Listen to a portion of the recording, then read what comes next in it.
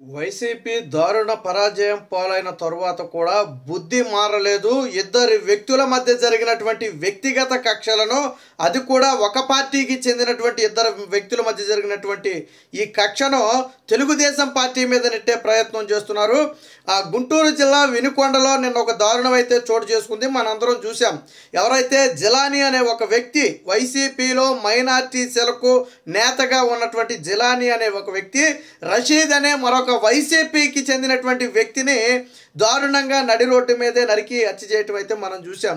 అయితే ఇప్పుడు వైసీపీ దీన్ని రాజకీయంగా వాడుకోవడం కోసం శవం దొరికితే చాలు రాబందుల్లాగా వాలిపోయే వైసీపీ నేతలు మరొకసారి తమ బుద్ధి బయట పెట్టారు.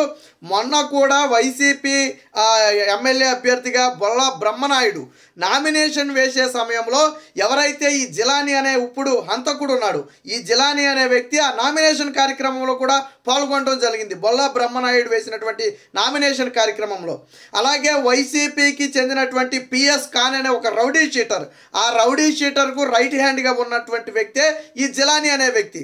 అంటే పూర్తిగా వైసీపీతో సంబంధాలు ఉన్నటువంటి ఈ వ్యక్తి మరొక వైసీపీ పార్టీలోనే తిరిగే రషీద్ అనే ఒక యువకుడి మీద అయితే దాడి చేయడం జరిగింది. సరే, జరిగిన ఘటన ఖచ్చితంగా దురదృష్టకరం, ఇది శాంతి భద్రతల విఘాతం. సరే, అది ఇద్దరి వ్యక్తుల మధ్య జరిగినటువంటి వ్యక్తిగత కక్షల వల్ల జరిగినటువంటి దాడి. దీనికి అటు వైసీపీ పార్టీ కానీ ఇటు తెలుగుదేశం పార్టీ కానీ రెండింటికి సంబంధం లేదు. వాస్తవానికి నేను వైసీపీ పార్టీ ఉందని కూడా నేను చెప్పట్లేదు. ఇది పార్టీలకు అతీతంగా జరిగినటువంటి ఒక దాడి. అందులోనూ ఇద్దరు ఒక పార్టీకి చెందిన వాళ్ళే. పోనీ చనిపోయిన వ్యక్తి వైసీపీకి చెంది చంపిన వ్యక్తి టీడీపీ వాడైతే సరే, ఇదేదో ఆ రాజకీయ కక్ష అనుకోవడానికి ఉంది. వాళ్ళిద్దరూ ఒక పార్టీకి చెందిన వాళ్ళే. మరి ఒక పార్టీకి చెందిన వాళ్ళకి రాజకీయ కక్ష ఏముంటుంది? వాళ్ళిద్దరి మధ్య ఉన్నటువంటి వ్యక్తిగత కక్షతో వాళ్ళైతే దాడి అయితే చేయడం జరిగింది. కానీ ఇప్పుడు వైసీపీ శవం మీద రాబందుల్లాగా వాలిపోయి ఇప్పుడు తెలుగుదేశం పార్టీ చంపించింది. ఇక చంపిన ఈ జిలానీని వైసీపీ నేతలతో కలిసి తిరిగాడు, వైసీపీ రౌడీ షీటర్ ఖాన్తో కలిసి తిరిగాడు, జగన్మోహన్ రెడ్డితో చట్టపట్టాలు వేసుకుని తిరిగాడు, అలాగే బొల్లా బ్రహ్మనాయుడు నామినేషన్ కార్యక్రమంలో పాల్గొన్నాడు. కానీ ఇప్పుడు తెలుగుదేశం పార్టీ లీడర్ అయిపోయాడట. తెలుగుదేశం పార్టీకి చెందిన వ్యక్తే చంపాడని చెప్పి ఇప్పుడు వైసీపీ ఒక విష ప్రచారాన్ని అయితే తెర మీదకి తీసుకొచ్చింది. దీన్ని పూర్తిగా ఖండిస్తున్నాం. రెండోది, సరే మీరు ఎలాగా పార్టీ నేతలు చెప్తే నమ్మకపోవచ్చు, పోలీసులు చెప్తున్నారు కదా. పోలీసులే నిన్న పల్నాడు జిల్లా ఆ పోలీసులే ఒక స్పష్టమైన వివరణ ఇచ్చారు. ఇది ఇద్దరి వ్యక్తుల మధ్య జరిగినటువంటి వ్యక్తిగత కక్షతో జరిగినటువంటి దాడి. ఇందులో ఏ పార్టీకి సంబంధం లేదు. చనిపోయిన ఇద్దరు కూడా వైసీపీ పార్టీ అని మాకు ఆ విచారణలో తేలింది. కాబట్టి దీనికి తెలుగుదేశం పార్టీకి సంబంధం ఉంది అని వైసీపీ సోషల్ మీడియాలో చేస్తున్నటువంటి ప్రచారం మొత్తం కూడా ఒక అవాస్తవం. ఇందులో ఎటువంటిది లేదు. ఇలా సోషల్ మీడియాలో ఉదాంతాలు ప్రచారం చేసి రెచ్చగొట్టే విధంగా గన మాట్లాడితే కఠిన చర్యలు తీసుకుంటామని చెప్పి నిన్న పల్నాడు పోలీసులు కూడా హెచ్చరించడం జరిగింది. అంటే ఒక రకంగా ఏంటంటే తెలుగుదేశం పార్టీ నేతలు చంపారు అంటే ఏదో ఇక వైసీపీ నేతలను టీడీపీ నేతలు లేదా కార్యకర్తలు చంపేస్తున్నారనే ఒక అభద్రతా భావాన్ని ప్రజల్లోకి తీసుకువెళ్ళాలి. రాష్ట్రం ఇప్పటికే ప్రశాంతంగా ఉంది, అలా ప్రశాంతంగా ఉండనివ్వకూడదనే ఒక ఉద్దేశంతోనే వైసీపీ అయితే ఈ కుట్రకు తెరదీసింది. సరే, ఎవడో ముక్కు మొహం తెలియనోడు పోస్ట్ చేస్తే ఓకే. వైసీపీ అఫీషియల్ మీడియాలో కానీ సాక్షిలో కానివ్వండి దీని గురించే ప్రచారం చేయడం అనేది చాలా దురదృష్టకరమైన ఘటన. దీనికి అసలు రాజకీయాలకు సంబంధమే లేదు.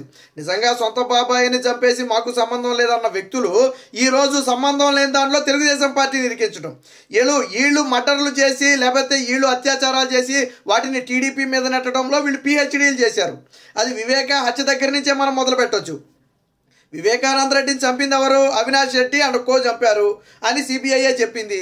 కానీ ఎవరు చంపారని ఆ రోజు రాశారు? నరాసుర రక్త చరిత్రని చంద్రబాబు పేరు రాశారు. తర్వాత అవినాష్ రెడ్డి దోషి అని తేలేటప్పటికి ముక్కును నోలేసుకున్నారు. తర్వాత కోడికత్తి డ్రామా కూడా చూసాం.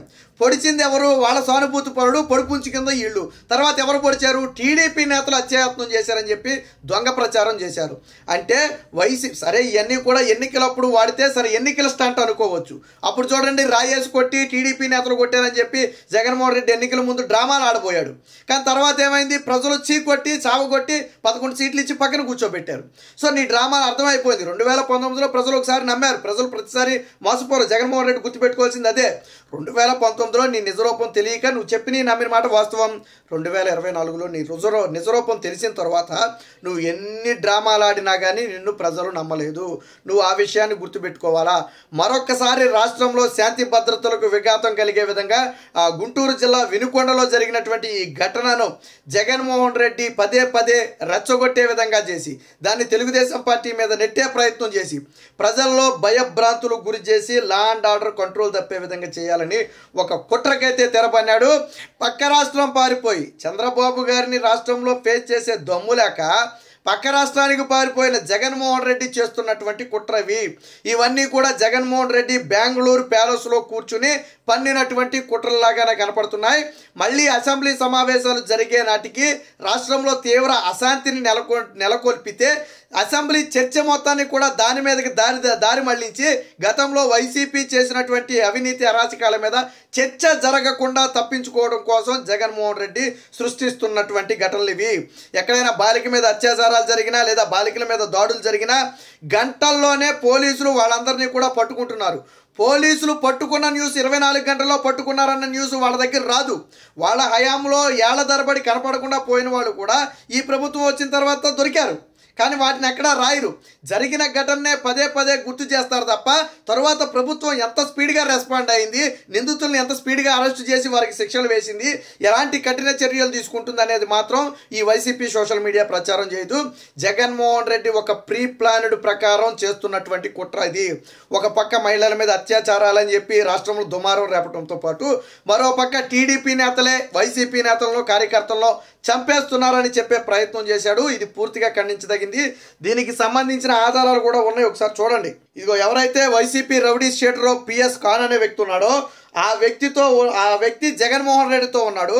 ఈ పిఎస్ ఖాన్తో ఎవరున్నాడు, ఇప్పుడు చంపినటువంటి జలాని అనే వ్యక్తి ఎవరైతే ఉన్నాడో వైసీపీ నేతతో వైసీపీ రౌడీ షీటర్తో చట్టపట్టాలు వేసుకుని తిరిగాడు.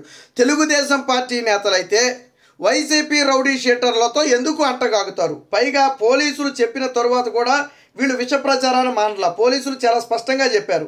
అయినప్పటికీ కూడా విష ప్రచారాన్ని మానకుండా తెలుగుదేశం పార్టీని ఏదో బదనం చేయాలని చెప్పి చేస్తున్నటువంటి ప్రయత్నమే ఇది పూర్తిగా ఖండించదగింది.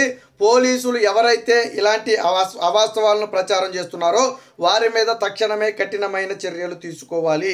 ఎట్టి పరిస్థితుల్లో ఇలాంటి వాటిని సహించే పరిస్థితి లేదు.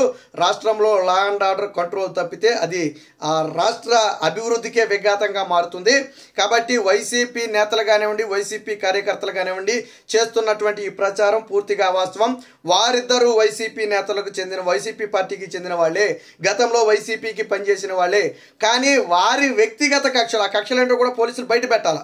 వారికి ఉన్నటువంటి వ్యక్తిగత కారణాలతో ఈరోజు దాడి అయితే జరిగింది. దానికి తెలుగుదేశం పార్టీకి దానికి కూటమికి ఎటువంటి సంబంధం లేనే లేదు.